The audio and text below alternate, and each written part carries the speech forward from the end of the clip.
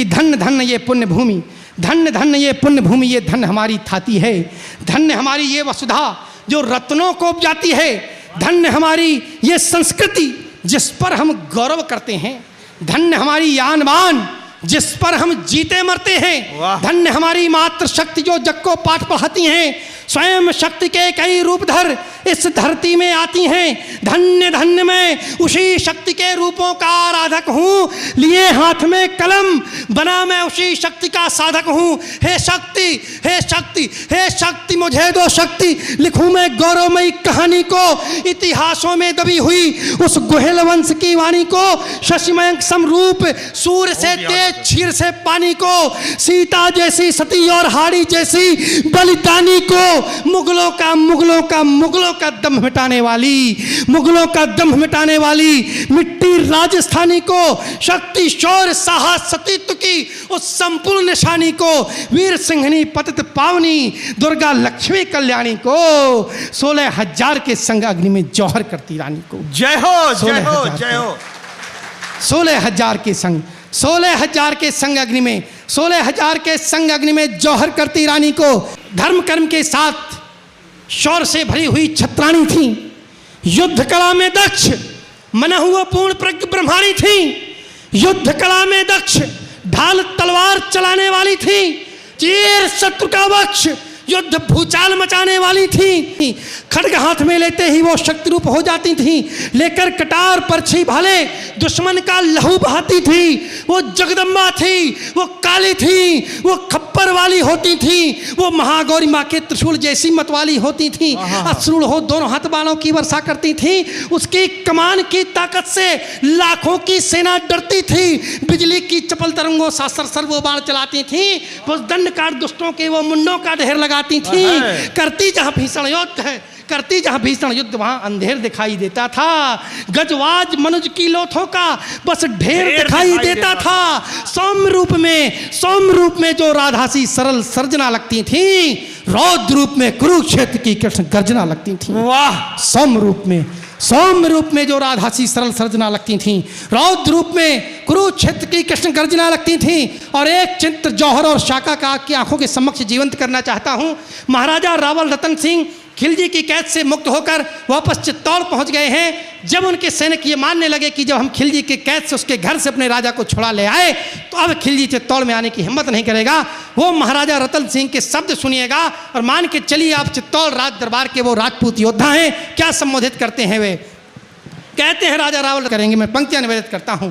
चला व्यवस्थित राज हमारे जनहित नेक विधानों से, कहते हैं रावल रतन सिंह, चला व्यवस्थित राज्य हमारे जनहित नेक विधानों से और सुरक्षित रहा सदा तुम वीरों के बलिदानों से।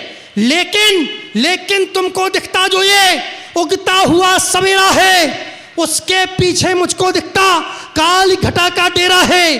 क्योंकि बैठा शत्रु को धो देख युद्ध का पानी, अब की खिलजी भेजेगा लड़ने को लाखों सेनानी। इसीलिए मेवाड़ धरा का मान तुम्हारे हाथों में, गोहिल वंश की आन रक्त की शान तुम्हारे हाथों में।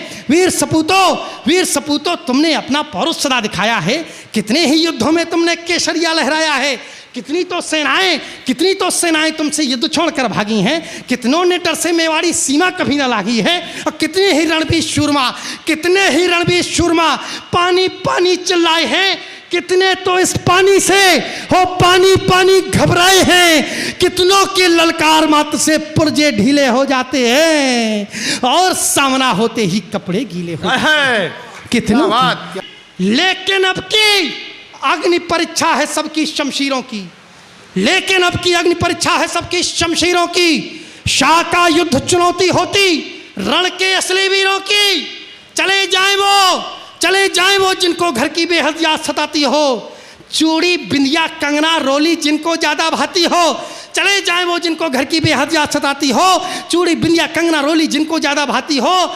जिनको शाका करने से भी बेहतर जिनको अपना घर लगता हो, और काल से ताल ठोकने में जिनको डर लगता हो, चले जाएं वो जिन्हें लौटकर आने की अभिलाषा हो। शेष न जिनकी तलवारों में भीषण रक्त पिपासा हो। चले साथ में जितने सब इतिहास बनाने वाले हों, शाका की झांकी की सच्ची शान बढ़ाने वाले हों, लाखों की सेना में हाहाकार मचाने वाले हों, स्वयं शत्रु के सम्मुख, स्वयं काल के सम्मुख भी जो ना घबराने वाले हों, स्वयं काल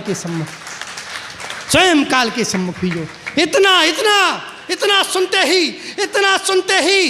सुनते ही चित्तौड़े चीते सब हुंकार उठे, खींच में अन से तलवारें, जय जय कलंग पुकार उठे, जय महादेव जय महादेव जय महाकाल, सब एक साथ ही बोल उठे, जय चामुंडा की बोल, बाजुओं के सब बंधन खोल उठे।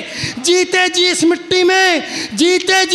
इस मिट्टी पर अभिमान हमारा जेवर है, गोहिल वंश की आन बान व शान हमारा तेवर है। हम पहन केसरी बाना रण में अब भूचाल मचा देंगे, खिलजी की सेना को टिड्डी दल सा काट भगा देंगे।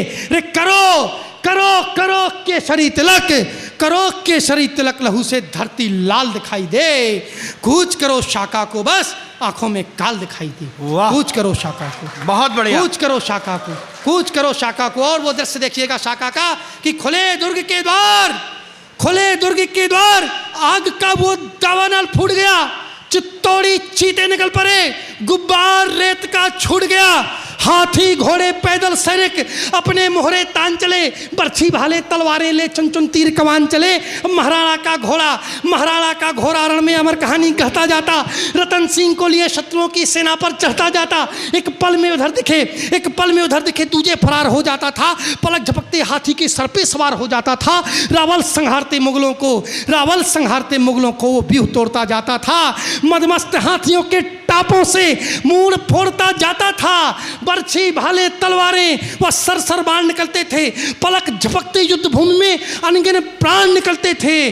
गजवाज मनुज की लोक युद्ध की अमर कहानी कहती थीं, नदियां उफान में आकर सारी लाल लहू की बहती थीं, कुछ की अंतड़ियां बाहर थीं, घायल हाथ समेट रहे थे, शीश अलग थे कुछ वीरों के, धड़ आपस में भेंट रहे थे। मुट्ठी भर मेवाड़ी योद्धा लाखों मुगलों को छका रहे थे, शाका करके मातृभूमि का अपना कर्जा चुका रहे। मुट्ठी भर में